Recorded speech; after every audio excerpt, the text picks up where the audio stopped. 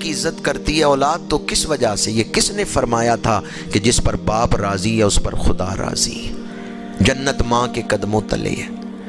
اگر والدین کو اولاد کی طرف سے عزت ملے تو حضور کا میلاد منائیں۔ حضور نے آ کر اولاد کو ماں باپ کا ادب سکھایا ہے۔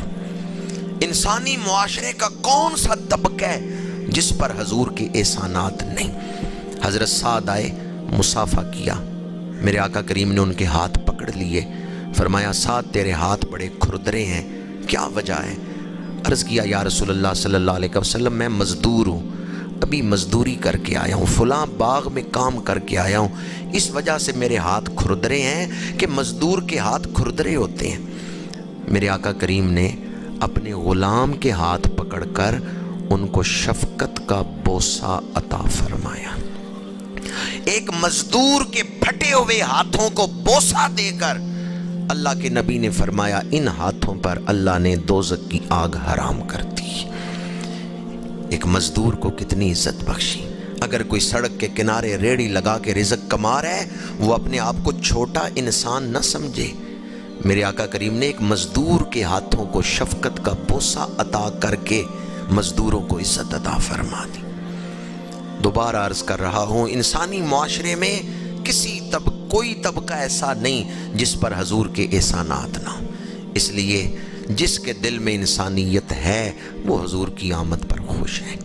اور حضور کا میلاد منانا جہاں شکرانہ ہے اللہ کی بارگاہ میں، جہاں حضور کی آمد پر یہ خوشی کا اظہار ہے، وہیں یہ حضور کی تعلیمات پر عمل کرنے کا ارادہ بھی ہے۔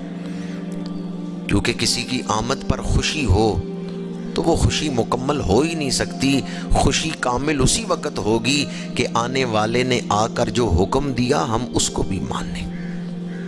میرے آقا کریم صلی اللہ علیہ وآلہ وسلم نے نظام عدل قائم فرمایا۔ آپ لوگ خوش نصیب ہیں جو کسی نہ کسی حوالے سے نظام عدل سے جڑے ہوئے ہیں۔ اللہ کو عدل بڑا پسند ہے۔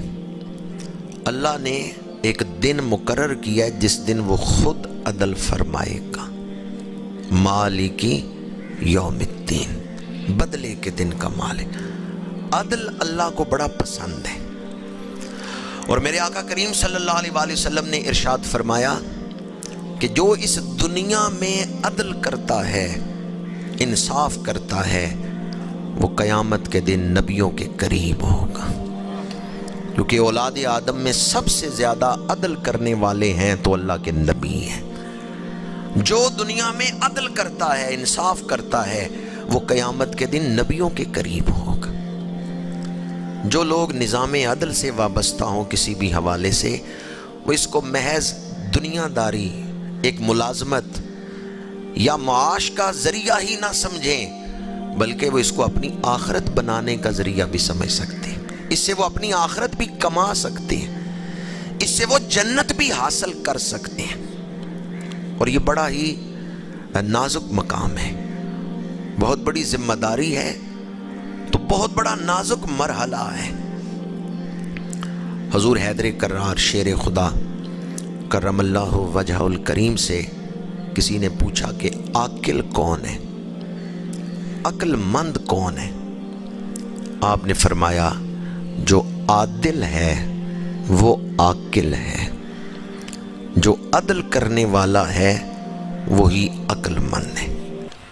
اگر کوئی عدل نہیں کرتا، ظلم کرتا ہے، تو جس پر اس نے ظلم کیا ہے نا، وہ تو اذیت میں مبتلا ہو گئی، پر اصل میں ظلم کرنے والے نے اپنے اوپر ظلم کیا ہے۔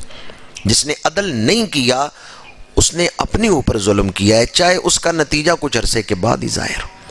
اس لیے حضور حیدر کرار نے فرمایا کہ جو عادل ہے وہ عاقل ہے۔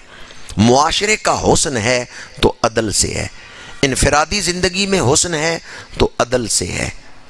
عدل کسے کہتے ہیں؟ وضع شیء علی محلہ، چیز کو اس کی مناسب جگہ پہ رکھنا، یہ عدل ہے۔ جب آپ گھر بناتے ہیں تو کتنی دفعہ ڈسکس کرتے ہیں نقشے پر، یہاں کھڑکی ہوگی، یہاں دروازہ ہوگا، یہاں واش روم ہوگا۔ ہر چیز اپنے مقام پر ہو تو عمارت خوبصورت ہوتی ہے۔ اگر آپ 4 دیواریں بنا دیں، ان میں دروازہ کوئی نہ رکھیں اور سیڑھی لگا کے چھت پہ جائیں اور چھت میں سوراخ رکھیں اور پھر سیڑھی لگا کے کمرے کے اندر داخل ہوں، تو کیا اس نقشے کا کمرہ خوبصورت ہوگا؟ نہیں۔ جہاں دروازے ہونے چاہیے وہاں دروازے ہوں، جہاں کھڑکیاں ہونی چاہیے وہاں کھڑکی ہو، جہاں واش روم ہونا چاہیے وہاں واش روم، ہر چیز اپنی جگہ پہ ہو تو عمارت خوبصورت لگتی ہے۔ اور ہر شخص اپنی ذمہ داری ادا کر رہا ہو تو معاشرہ خوبصورت ہوتا ہے۔ چیز کو اس کے مناسب مقام پر رکھنا یہ عدل ہے۔ زندگی میں حسن ہے تو عدل کی وجہ سے ہے۔